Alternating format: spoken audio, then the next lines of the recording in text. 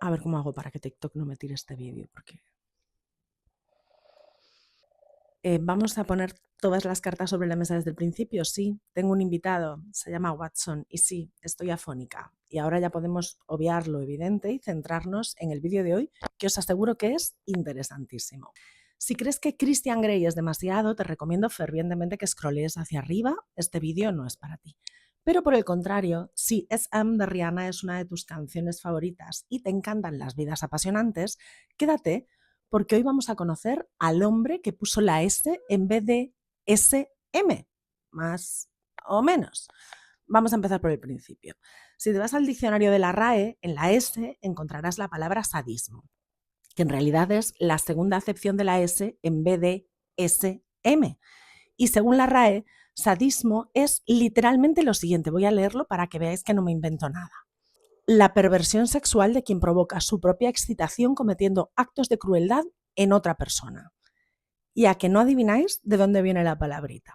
Pues sí, queridos, queridas, querides, la palabra sadismo proviene del nombre de nuestro protagonista de hoy, el escritor francés Donatien Alphonse François de Sade, más conocido como Marqués de Sade. Sade nació en París en 1740, en un momento en el que la política era muy convulsa y las normas morales también, algo que no pasó desapercibido en su vida. Tuvo una infancia absolutamente normal y plácida. Era hijo de un noble militar muy reconocido y de una heredera del trono Borbón.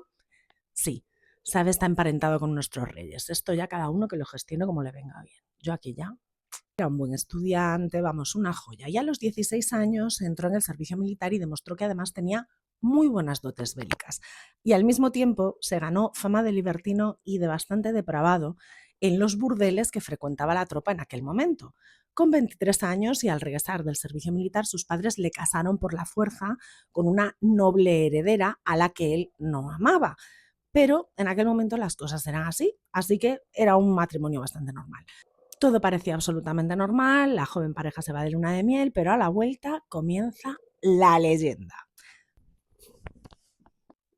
Pero Watson, solo unos meses después del matrimonio de Sade, una joven se presenta en una comisaría de París llorando desesperada y cubierta de sangre y heridas.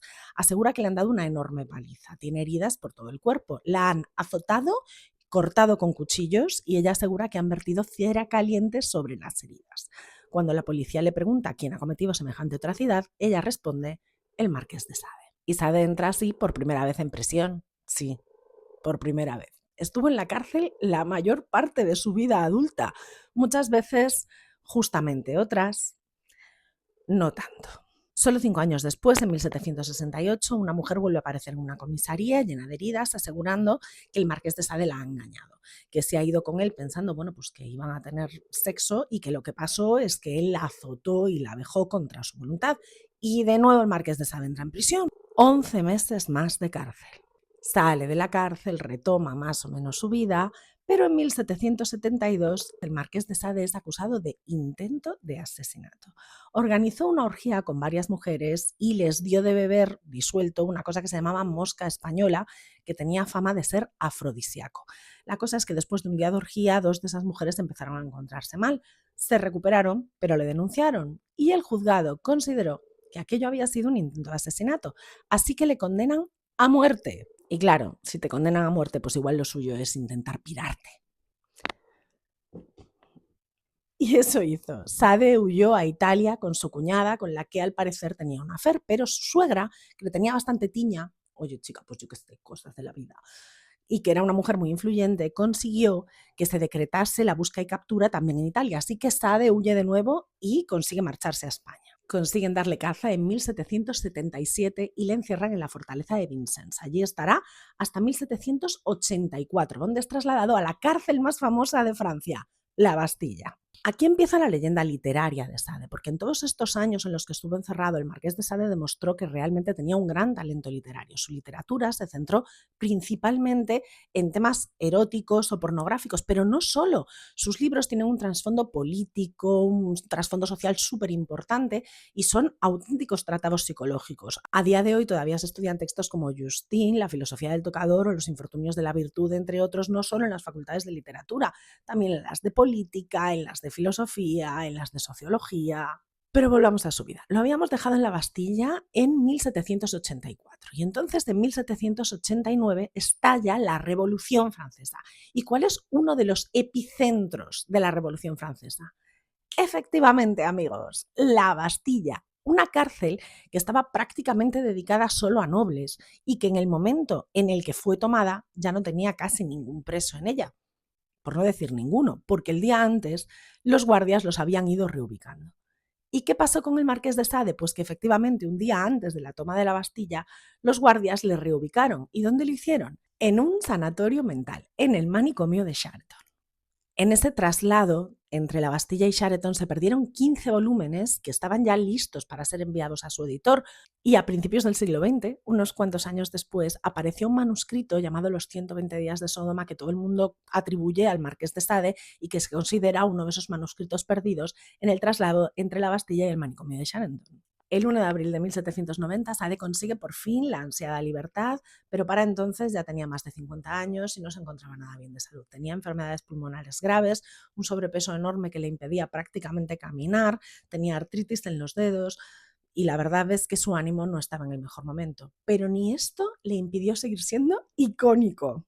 Siguió escribiendo obras de teatro y consiguió que alguna fuera estrenada. Y además decide unirse a la Revolución.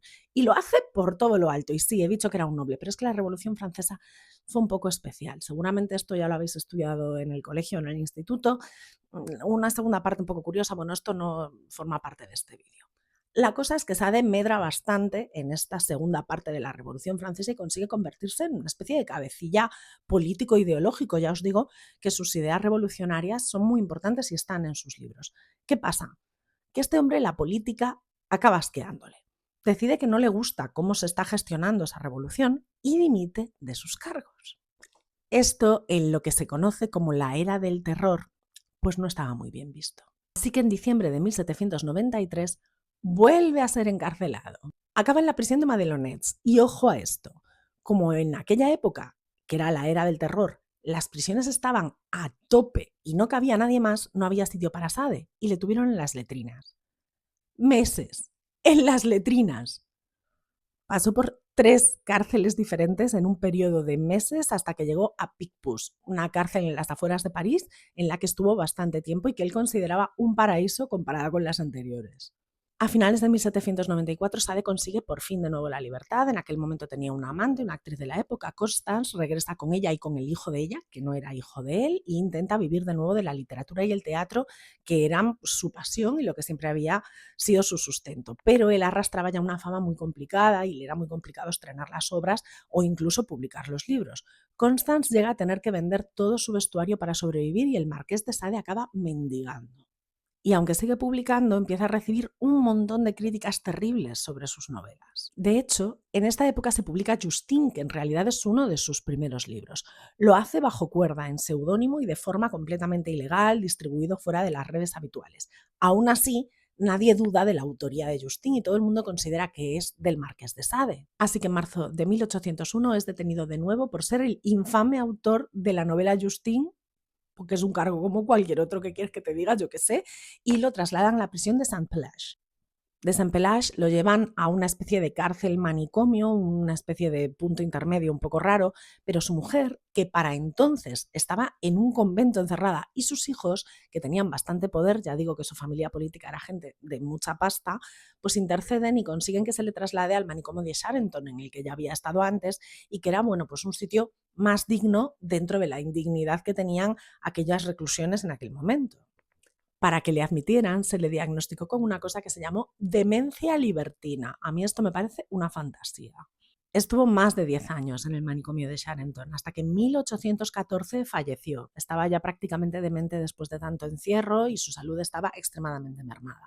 En el momento en el que falleció, su amante, que seguía viviendo con él, no estaba en Charenton con él, pero apareció su hijo mayor, que decidió él, motu propio, porque le pareció que era buena idea, deshacerse de todos los manuscritos que quedaban de su padre y enterrarle así de forma inmediata en el cementerio de Charenton.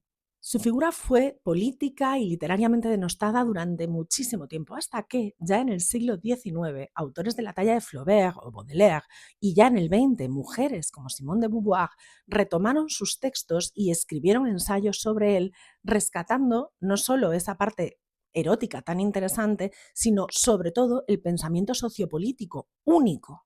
Simone de Beauvoir, por ejemplo, escribió un ensayo que se llama ¿Debemos quemar a Sade?, en el que analiza toda la importancia política, sociológica e incluso sexual de los textos de este autor, bueno, pues tan polémico. Y hasta aquí la vida del Marqués de Sade, uno de los autores más prolíficos y a la vez más complejos que vamos a encontrar y posiblemente uno de los más polémicos.